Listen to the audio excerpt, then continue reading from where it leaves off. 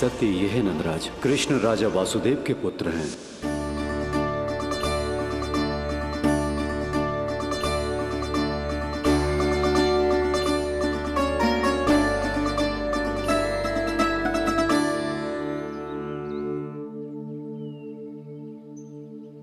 नंदराज, अपने आप को संभालिए और शांत चित्त से घर लौटिए। और हां, स्मरण रखिए कि प्रभु ने आपको बहुत ही बड़ा उत्तरदायित्व सौंपा है, आपको उसे निभाना ही होगा।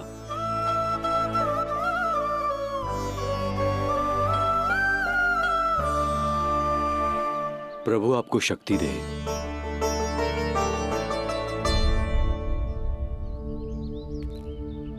आप बहुत सौभाग्यशाली हैं नंदराज।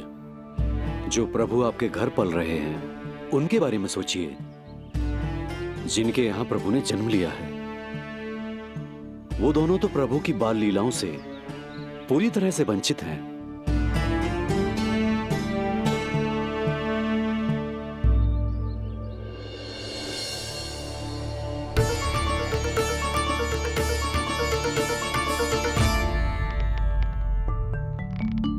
कहाँ रह गए तेरे बाबा लल्ला?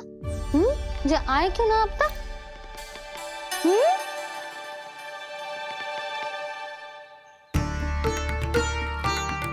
मेरा लल्ला मेरा ना है, वो तो मेरे आराध्य नारायण का अवतार, और ये बात मुझे यशोदा से छुपानी।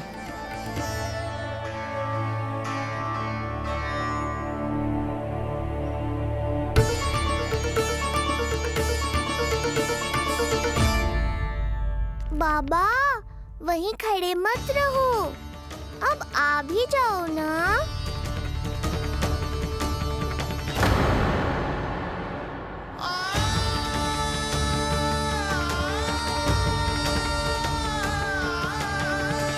एक पग भी आगे बढ़ाने का साहस ना हो रो मेरा। हे प्रभु, आप ही बताओ, अपने आराध्य को, अपने इष्ट देव को अपने लल्ला के रूप में कैसे देख पाऊंगा मैं? मैं जानता हूँ बाबा, ये बहुत कठिन है, पर भीतर तो आओ।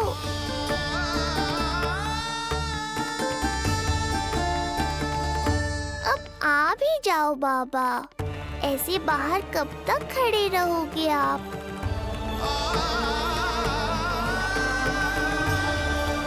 बस बाबा, बस आ जाओ भीतर, आ जाओ, आओ ना, आओ ना।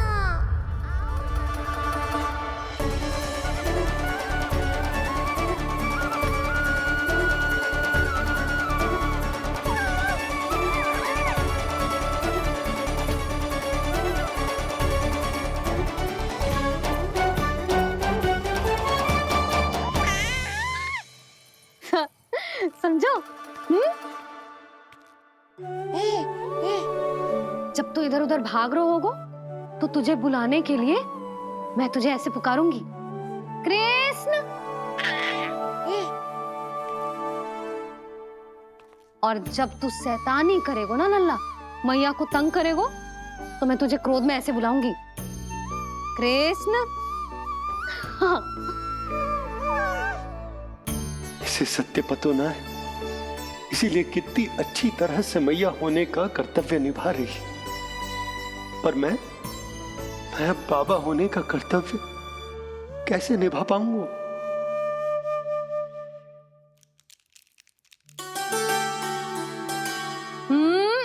सावधान। इतनी अच्छी लगी तुझे बाबा की दीजे माला, कि मुंह में ले लियो तूने? मुंह में लेने की वस्तु ना है लल्ला। जैसे यशोदा आपको एक मैया की तरह सीख दे रही है, मैं आपको बाबा की तरह शिक्षा कैसे दे पाऊंगा प्रभु?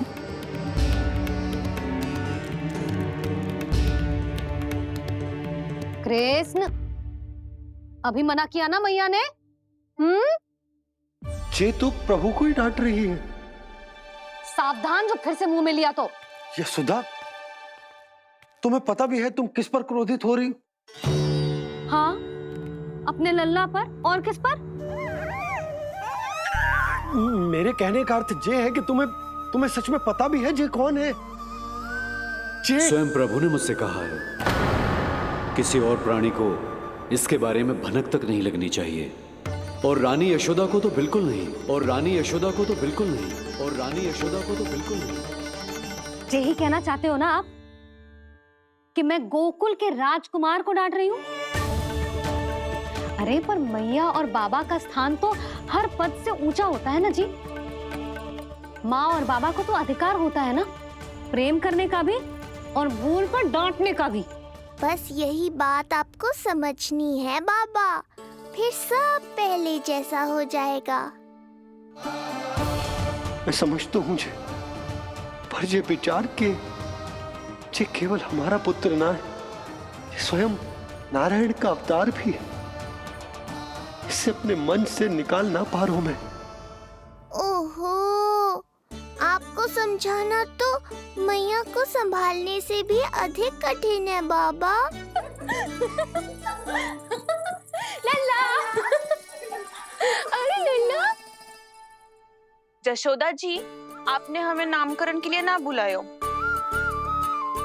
कोई बात ना है, लेकिन ये तो बताओ कि लल्ला का नाम क्या रखो है? हाँ भाभी, बताओ ना। हाँ जीजी, अब और प्रतीक्षा ना हो रही हमसे। इसका नाम रखो है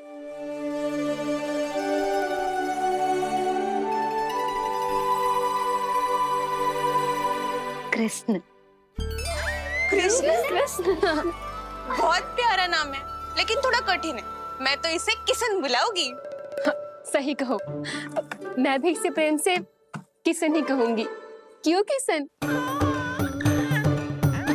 मेरे लिए तो जे किसना है।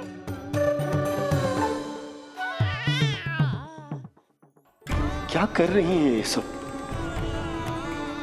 बाबा, इन सब के लिए मैं केवल कृष्ण हूँ, भगवान नहीं। बस अब आप भी शीघ्र ही समझ जाओ ना ये। अरे तुम सब हाँ हाँ, बुरा मुझे भी लग रहा है जो सारी की सारी पहले ही दिन मेरे लल्ला का नाम बिगाड़ रही हैं। किंतु इसमें भी इन सब का प्रेम ही छुपा है, और हम सब तो प्रेम से भगवान को भी प्यारा सा नाम दे देते हैं, है ना? हाँ। सत्य तो ये है कि कृष्ण नाम बहुत अच्छा है, किंतु मैं भी अपने लल्ला को प्रेम का नाम देना चाहती हूँ। कान्हा बुलाऊंगी इसे, कान्हा बुलाऊंगी इसे, कान्हा बुलाऊंगी इसे।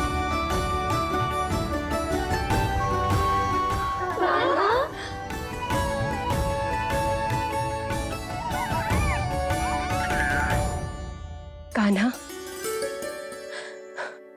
अनोखी ध्वनि, सहज सा मीठा। मैं भी इसे कान्हा ही पुकारूंगी।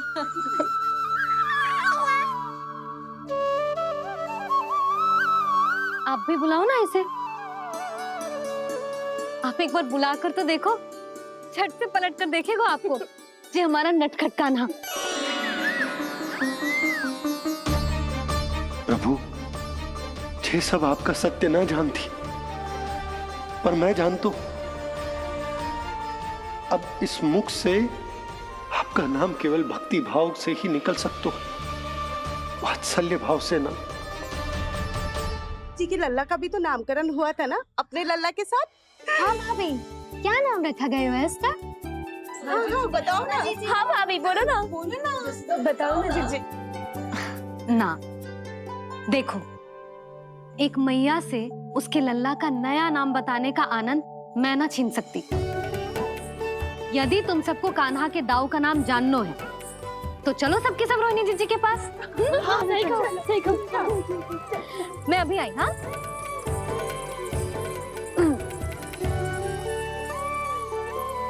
सुनो जी, आप लल्ला को संभालो, मैं अभी आई। रोहिणी, मैं कैसे? ये प्रभु, लल्ला।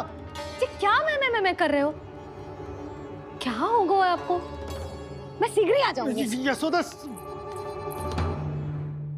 मुझसे दूर कब तक रहोगे बाबा?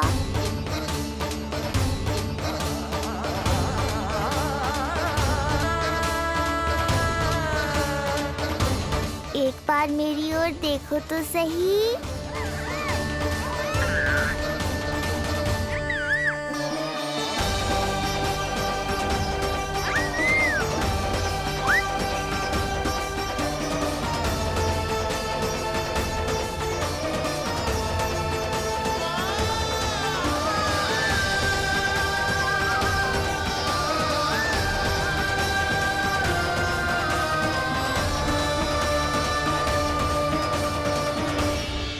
प्रभु, मुझे दुविधा में डालकर आप मुस्कुरा रहे हो।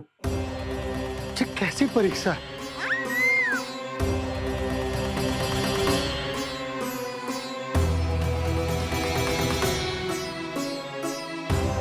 ये क्या कर रहे हैं आप? पिता का स्थान पुत्र के चरणों में नहीं होता, पुत्र के सिर के ऊपर होता है उनका हाथ, उनका वरदहस्त।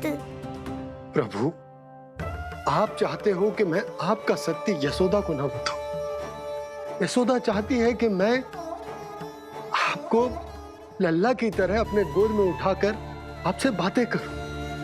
मेरी आंखें चाहती हैं कि मैं आपको अपने इष्ट देव, अपने आराध्य के स्वरूप में देखूं। और मेरा हृदय चाहता है कि मैं आपको अपने पुत्र के स्वरूप में देखूं। अब आप ही बताओ प्रभु, अब मैं इस परिस्थिति में क्या करूं? मुझे कुछ समझ में ना आ रहा। आप ही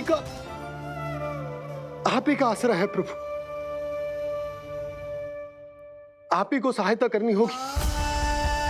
आप ही बताइए कि किस प्रकार एक भक्त अपने भगवान को अपने लल्ला के स्वरूप में देखे, उसे अपने हाथों में उठाए, उसे खिलाए, उसके साथ बातें करे, कैसे वो उसका लालन पालन करे अपने पुत्र के स्वरूप में। प्रभु, मुझे कुछ समझ में ना आ रहा। सहायता करो प्रभु। चिंता मत कीजिए बाबा, आपके सभी प्रश्नों का उत्तर शीघ्र ही मिलेगा आपको।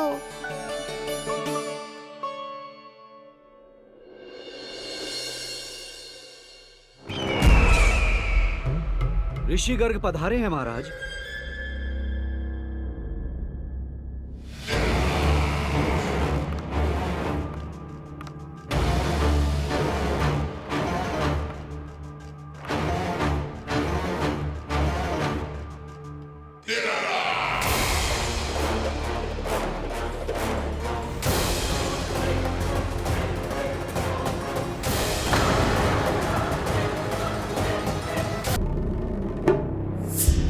तो महान मथुराधीश कंस के दरबार में ऐसे सम्मान होता है ऋषि मुनियों का? नहीं नहीं ऋषिवर, ये तो केवल एक उदाहरण है कि कैसे एक विष्णु भक्त का सम्मान नहीं किया जाना चाहिए। तब तो अच्छा ही है। मैं यहां तुमसे सम्मान की अभिलाषा लेकर नहीं आया हूं। मैं यहां देवकी और वसुदेव से भेंट की इच्छा लेकर आया हूं। क्यों? मेरे विरुद्ध कोई षड्यंत्र रचना चाहते हो? जो सदैव दूसरों के विरुद्ध षड्यंत्र करता है, उसका संपूर्ण जीवन इसी भ्रम में बीतता है कि सारा संसार उसके लिए षड्यंत्र कर रहा है। परंतु अन्य व्यक्तियों के पास इससे भी अत्यधिक महत्वपूर्ण कार्य होते हैं करने के लिए। यह महत्वपूर्ण कार्य करने की आपकी यह इच्छा इस दरबार में पूर्ण नहीं होगी ऋषिवर।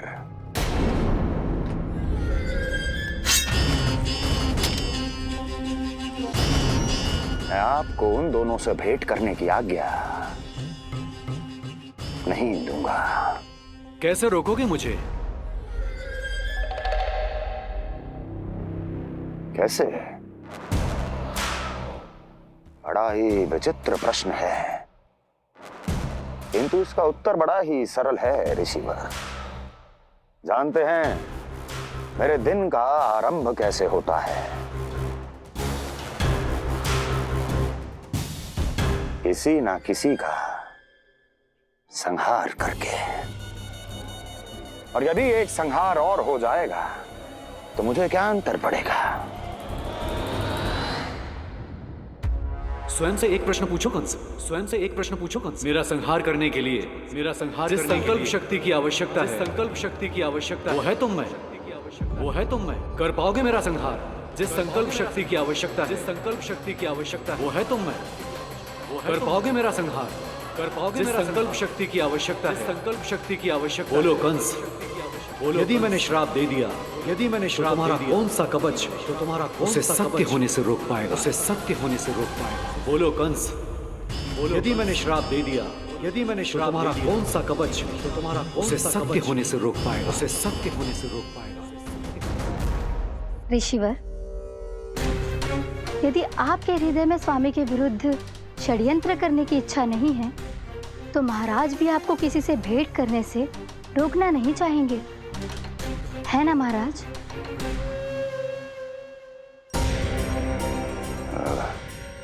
हाँ,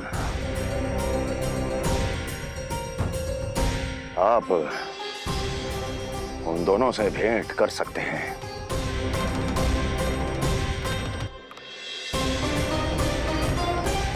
दुर्जन, इन सब पर दृष्टि रखो।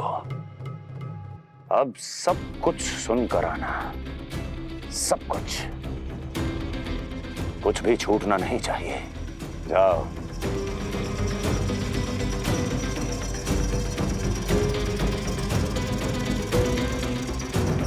लगता है प्राप्ति राजकार्य सीख रही है मुझसे।